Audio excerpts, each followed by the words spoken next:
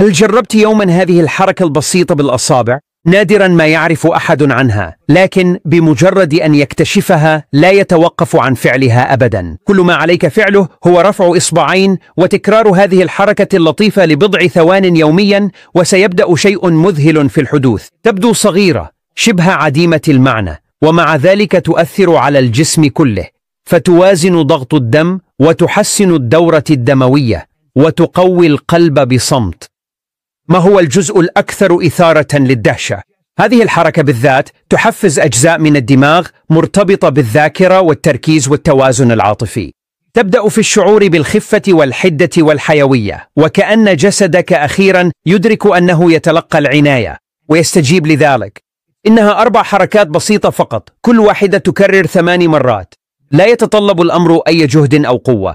القوة تكمن في الاستمرارية. عندها يعيد الجسد اتزانه، يعيد الدماغ توازنه، وتبدأ طاقتك بالتدفق من جديد. ستشعر بذلك، يديك تزداد دفئا قليلا، عقلك يهدأ، ودقات قلبك تجد إيقاعها الطبيعي. قلة من الناس يتحدثون عن هذا لأنه بسيط جدا، لا يمكن بيعه ولا يناسب أي منتج تجاري، ولهذا السبب لن تراه أبدا على شاشة التلفاز. لكن هذه الحركات الصغيرة الواعية تنشط مناطق في الدماغ مرتبطة بالوقاية من السكري والسمنة وحتى الجلطات الصامتة. إنها تحمي القلب وتجدد صفاء الذهن وتعيد التركيز إلى الحياة اليومية. اكتب اسم مدينتك في التعليقات أدناه. دعونا نرى من أين يشاهد الجميع. دعني أسألك، هل لاحظت أن ذهنك أصبح أبطأ مؤخرا؟ هل بدأت تنسى الأسماء أو التواريخ أو حتى الكلمات البسيطة التي كانت تأتيك بسهولة؟ هذا ليس مجرد تعب، إنه جسدك يتحدث بهدوء، يطلب منك الانتباه. ومن يستمع مبكرا يتجنب ما يكتشفه الكثيرون فقط عندما يفوت الأوان. لذا احفظ هذا الفيديو الآن واجعل هذه الحركات جزءا من روتينك اليومي. سيشكرك دماغك بمزيد من الذاكرة ومزيد من الاستقرار ومزيد من السلام. إيهان كرانيوريك. هذه الحركة الأولى هي واحدة من أقوى الحركات، فهي تنشط منطقة القلب مباشرة وتحسن تدفق الدم. فقط 10 تكرارات، 2 دقيقة في اليوم، والعلم يؤكد أنها تعزز وظيفة القلب بشكل طبيعي. والحركة التالية أكثر إثارة للاهتمام. عندما تضغط نفس الإصبعين من كلتا اليدين معا يتضاعف التأثير. هل تعرف لماذا؟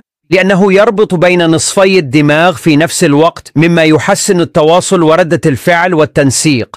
اكتب نعم في التعليقات إذا كنت ستجرب هذا في المنزل. ثم تأتي حركة أكثر رقة. اجمع بين إصبع السبابة وإصبع البنصر واحتفظ بهما معا لمدة 60 ثانية. قد يبدو الأمر غريبا، لكن هذا التلامس البسيط يساعد على تنظيم أفكارك ويقلل من التوتر المتراكم بسبب الضغط النفسي. الحركة الأخيرة هي المفضلة لدي. لف إصبعا واحدا بأصابعك ال4 الأخرى وامسكه برفق كما لو أنك تعطي وعدا. ابقى على هذا الوضع لمدة 5 دقائق في كل يد. إنه تمرين عميق يحرر المشاعر المخزنة ويهدئ القلق ويضيء مزاجك. قيم هذه النصيحة من 0 إلى 10. أود أن أعرف رأيك. جرب هذه الحركات يوميا. لن تستغرق سوى بضع دقائق، لكنها يمكن أن تعيد التوازن لجسمك لسنوات. اكتب في التعليقات أي حركة شعرت أنها الأقرب إليك.